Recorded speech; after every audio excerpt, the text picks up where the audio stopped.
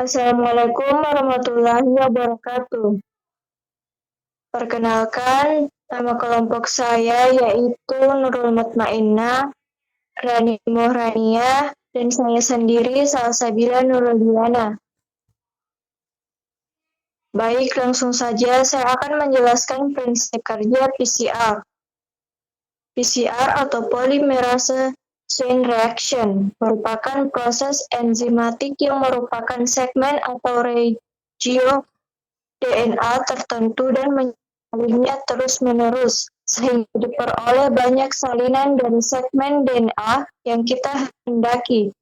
PCR bekerja mirip dengan reaksi replikasi DNA, hanya saja reaksi PCR dijalankan di tabung reaksi yang mengandung sampel dan bahan reaktan dan dimasukkan ke dalam mesin yang mengatur suhu sesuai tahapan PCR.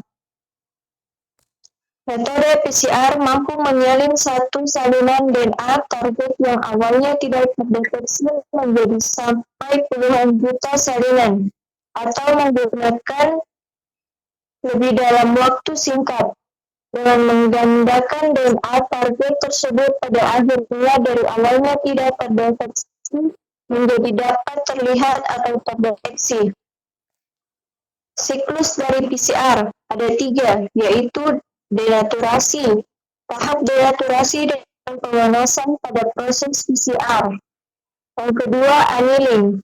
Adanya primer memungkinkan DNA polimerase menempel ke sampel. Yang ketiga, terminasi. Tahapan elongasi PCR. Ketiga tahapan PCR ini berjalan biasanya dalam 25 sampai 30 siklus. Kemudian penjelasan selanjutnya dijelaskan oleh Rani Mohrania. Denaturasi. Pada tahap ini, DNA sampel yang membentuk struktur double helix atau helix ganda akan dipisah membentuk struktur single strand. Apabila pada replikasi alami proses ini dilakukan oleh enzim helikase, maka pada PCR proses denaturasi dilakukan dengan cara fisika, yakni memanaskan sampel.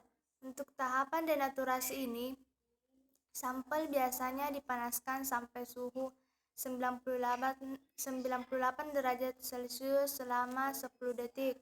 Seperti dijelaskan sebelumnya, apabila menggunakan DNA polimerase biasa, maka penambahannya harus dilakukan setelah proses denaturasi, karena jika turut dipanaskan, maka DNA polimerase akan rusak. Namun dengan adanya tag DNA polimerase, penambahan enzim bisa dilakukan di awal reaksi PCR. Dengan terbukanya struktur helix ganda ini, maka akan memungkinkan tahapan PCR berikutnya, yaitu annealing. Proses selanjutnya adalah annealing atau penempelan DNA primer. Untuk proses ini, suhu sampel akan diturunkan ke 60 derajat Celcius. Proses annealing ini hanya berlangsung selama 30 detik. Dengan menempelnya primer ini, maka DNA polimerase dapat menempel dan bisa memulai reaksi berikutnya. Terminasi. Setelah pada annealing primer menempel, maka selanjutnya adalah tahap ekstensi atau penyalinan DNA yang baru. Agar optimal, pada tahapan ini suhu kembali dinaikkan menjadi 72 derajat Celcius.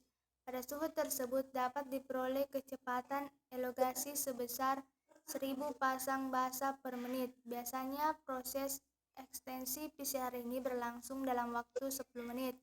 Setelah itu, proses akan dihentikan dengan menurunkan suhu sampel sampai 4 derajat Celcius.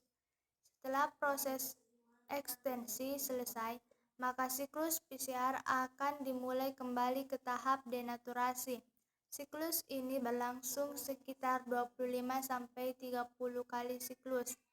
Dengan pengulangan siklus ini dapat dilakukan penyalinan DNA seperti berjuta-juta kali dalam waktu yang relatif singkat. Apalagi saat ini proses siklus PCR dapat dilakukan secara terotomatisasi.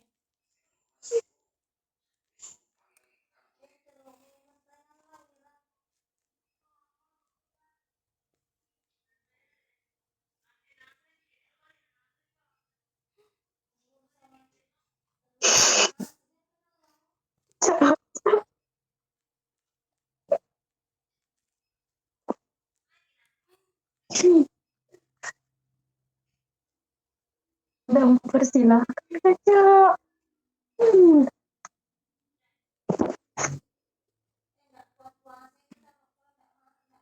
Kemudian yang ketiga dilakukan oleh Nurul Mutmainnah. Siklus PCR, yaitu denaturasi, annealing, elongasi.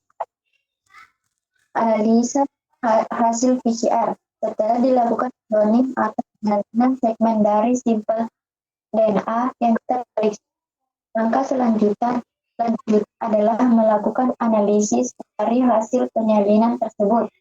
Pada saat awal, sampel yang telah melalui siklus PCR akan dianalisa melalui proses elektroforesa.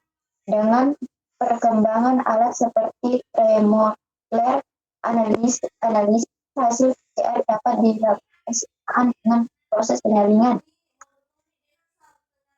Baiklah, itu sekian dari kami. Kurang dan lebihnya mohon dimaafkan. Wabillahi taufiq hidayah. Wassalamualaikum warahmatullahi wabarakatuh.